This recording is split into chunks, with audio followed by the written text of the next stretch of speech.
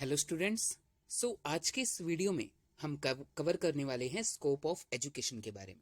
इससे पहले वाली वीडियो में हमने चैप्टर 2 का जो एजुकेशन की मीनिंग है और उसके बाद हमने उसका नेचर और कैरेक्टरिस्टिक्स देखा, और इस वीडियो में हम कवर करेंगे स्कोप ऑफ एजुकेशन, और इसके साथ ही हमारा ये जो चैप्टर है एजुकेशन नेचर एंड स्कोप, ये फिनिश हो जाएगा। तो चलिए स्टार्ट करते हैं। According to dictionary meaning, scope refers to the extent और रेंज ऑफ व्यू। मीन्स हमारा जो व्यू है इस एजुकेशन को लेके, किसी भी टॉपिक को लेके जिसके हम बात कर रहे हैं, वो कहाँ तक जाता है, उसकी रेंज कितनी है, आउटलुक कितना है, उसका एप्लीकेशन कहाँ कहाँ है, उसका ऑपरेशन कहाँ कहाँ है, और उसकी इफेक्टिवनेस कितनी है। So by this meaning, scope means the breadth, comprehensiveness, variety of learning experience to be provided in the educational process। Scope का सबसे पहले तो मतलब हमें पता होना चाहिए कि स्कोप का मतलब है एरिया, ये कितने एरिया में स्प्रेडेड है, और इसमें कौन कौन से लर्निंग एक्सपीरियंस होते हैं, कितना ये कॉम्प्रहेंसिव है, और इसकी ब्रेड्थ कितनी है। तो ये सब हम बात करते हैं स्कोप में। तो हम मेनली इधर बात कर रहे हैं स्कोप ऑफ एजुकेशन, एजुकेशन का कितना स्कोप है। चलिए सबसे पहले स्टार्ट करते हैं फर्स्ट से। वेरी वाइड स्कोप, एजुकेशन का बहुत ही ज्यादा वाइड स्कोप है। We know that the process of education is not different from the process of life. हमको ये पता है कि जैसे लाइफ का प्रोसेस होता है वैसे ही एजुकेशन का प्रोसेस है, ये दोनों अलग नहीं है। It is rather it's supplementary system, बल्कि ये इसी का एक हिस्सा है।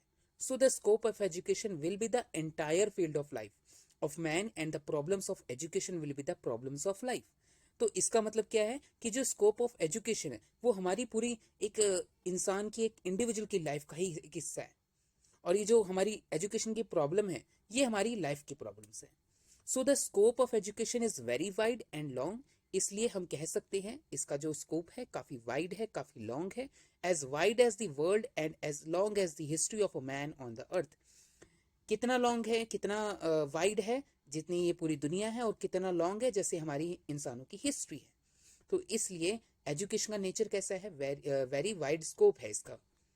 इंडिपेंडेंट डिसिप्लिन, एजुकेशन औरों की तरह ये एक नया एक डिसिप्लिन है, एक अलग से एक डिसिप्लिन है। जैसे हम साइंस डिसिप्लिन पढ़ते हैं, जैसे आर्ट डिसिप्लिन पढ़ते हैं, मैनेजमेंट एक डिसिप्लिन हो जाता है, इसी तरह से एजुकेशन भी एक नया एक इंडिपेंडेंट डिसिप्लिन है। इंडिपेंडेंट है, किसी पर डिपेंड नहीं रहता है, इसकी अपनी खुद की एक हिस्ट्री है, खुद की अपनी साइकोलॉजी है, खुद के मेथड्स हैं। So among the wide sphere of life, education is now considered as an independent discipline for study. Here the nature of the sum aspects of this discipline is given. अब हम इसे independent discipline क्यों बोल रहे हैं वो हम देखते हैं। सबसे पहले है educational psychology. There are number of such problems related to the education and development of the child which particularly require help from psychology for their solution। तो देखिए यहाँ पर बहुत सारी प्रॉब्लम ऐसे रिलेटेड होती हैं एजुकेशन की, जो कि हमारी चाइल्ड के डेवलपमेंट से रिलेटेड होती है, जिसकी हम किस में हेल्प लेते हैं, साइकोलॉजी में, इसके सॉल्यूशन के लिए।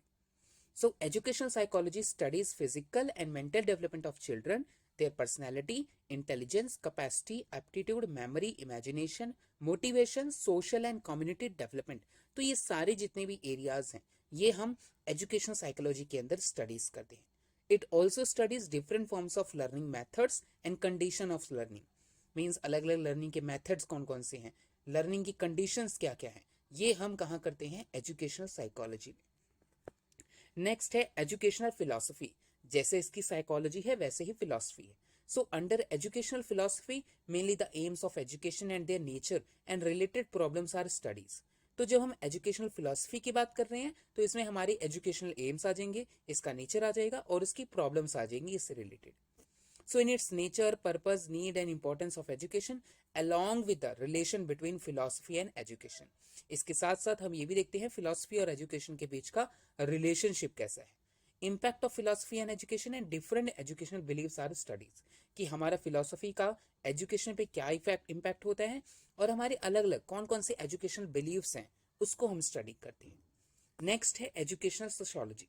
So under this aspect of education, the social background of education and its sociology based are studies। Means इसका social background कैसा रहा है, हमारी सोसाइटी से रिलेटेड है, और इसका सोशोलॉजिकल बेस कैसा है, इसकी स्टडी करना। In this division, the nature of society, culture, internal activities of the society, different social tendencies and their impact on education are studies.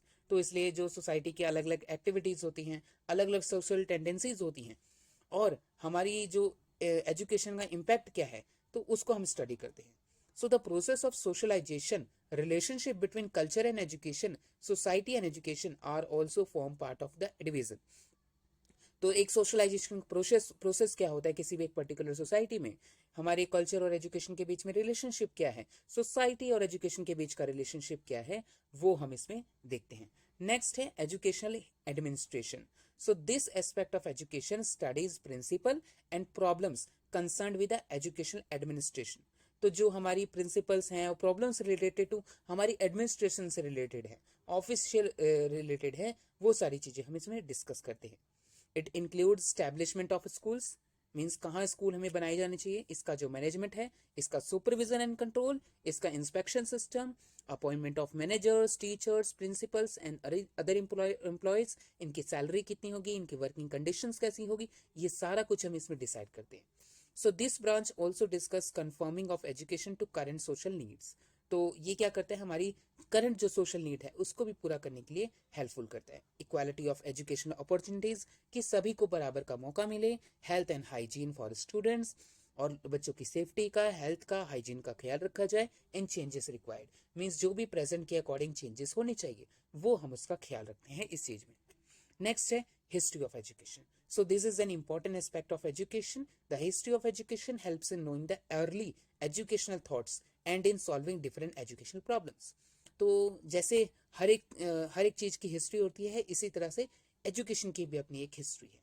तो ये हेल्प करती है हमारे एजुकेशनल थॉट्स को लाने में और अलग अलग एजुकेशनल प्रॉब्लम्स को सॉल्व करने में, कि जो पहले प्रॉब्लम हो गई है उसको आगे हम कैसे सुधारा जाए।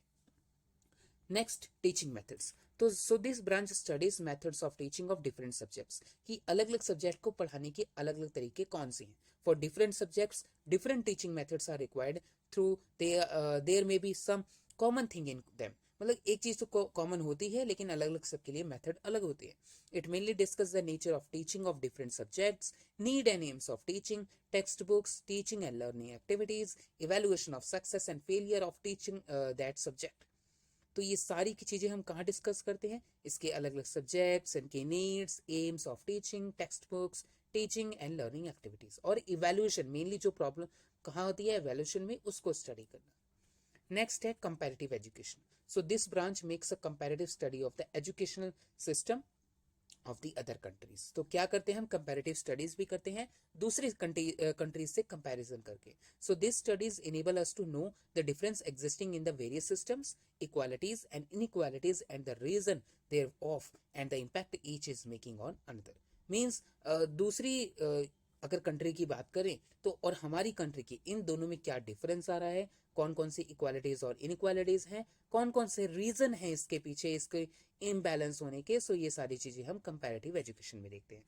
Next, other fields of study. So now new subjects are developed in the field of education and the study of these subject is essential.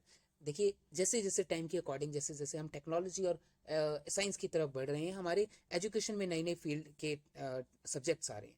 So these new subjects are social and adult education, teacher technology, guidance, measurement and evaluation in education, and educational statistics, library education. तो ये सारी जितने भी सारे subjects new new आ रहे हैं, ये हमारे एजुकेशन के फील्ड में, ये इसको एक डिसिप्लिन नाम का दे दिए।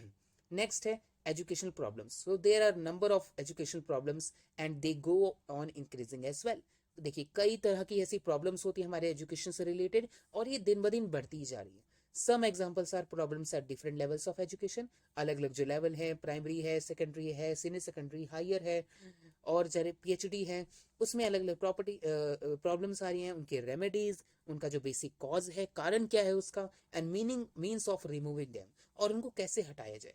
Curriculum, medium of instruction, stagnation and wastage in education, administration and control by the government. तो ये सारी चीजें हमारी एजुकेशनल प्रॉब्लम से रिलेटेड है। Next, education broader then obtaining knowledge. तो नॉलेज को गेन करने से पहले इसका एक बड़ा सा कॉन्सेप्ट है, education is broader then formal schooling. जो हम स्कूलिंग की बात करते हैं उससे कहीं ज्यादा ये ब्रॉडर है इसका concept. Education must be related to the activities of the society. जो सोसाइटीज में एक्टिविटीज हो रही है, एजुकेशन उसी से रिलेटेड होना चाहिए। So education it is in its wider understanding is life and includes manners, values, moral test and so on. So education का मेन एम क्या होना चाहिए, हमारी लाइफ को अंडरस्टैंड करना।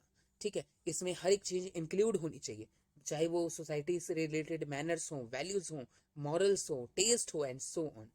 So education of the whole child is more than teaching him more knowledge of facts or skills. His emotion, attitude must be included in the total process of changing in behavior. So उसको बच्चे को fact और fact की knowledge होने से पहले इसके साथ साथ हमें उनके अंदर स्किल्स, इमोशंस, एटीट्यूड्स, ये सारी वैल्यूज, उनका चेंज इन बिहेवियर, ये सारा कुछ एजुकेशन में शामिल होना चाहिए।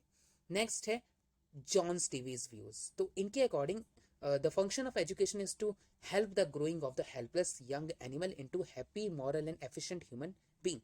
इनका मानना है कि एजुकेशन का एक मेन फंक्शन क्या है कि हमें एक इंडिविजुअल को एक हंसता खेलता बच्चा बनाना है, एक हंसता खेलता इंसान बनाना है जिसके अंदर कुछ मॉरल वैल्यूज हो, एफिशिएंट ह्यूमन बीइंग हो, ये हमारे सोसाइटी का काम आ सके। Basically man has a animal nature. हमको पता है कि मैन का एक एनिमल नेचर होता है। Education helps him to be a social human being, और ये जो एजुकेशन है वो इंसान को इंसान बनाती है। So this includes the scope of education. तो इस तरह से हमारा जो ये जो स्कोप ऑफ एजुकेशन है ये इंक्लूड होता है। Hence, education is a powerful discipline and includes within its range different subjects, activities and factors which influence human development.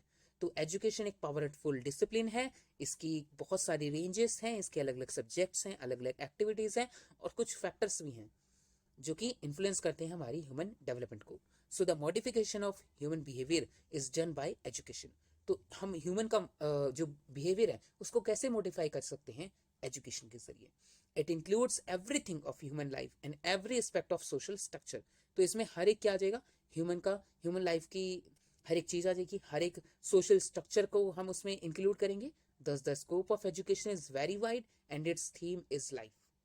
तो जो इसलिए हम ओवरऑल क्या देखते हैं, एजुकेशन का जो स्कोप है काफी वाइड है और इसका थीम क्या है, वो लाइफ है।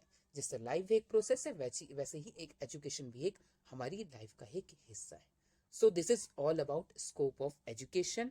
सो इसी के साथ ही हमारा ये जो चैप्टर 2 है, सिलेबस के अकॉर्डिंग जो हमें इस पर्टिकुलर सिलेबस में दिया है उसके साथ ही हमारा पूरा होता है। वैसे इसमें कई सारे टॉपिक हैं, उसको हम हमारी आगे आने वाली वीडियोस में कवर कर लेंगे, वो हमारी समझने के लिए जरूरी होगा। सो this is all about today. Thank you.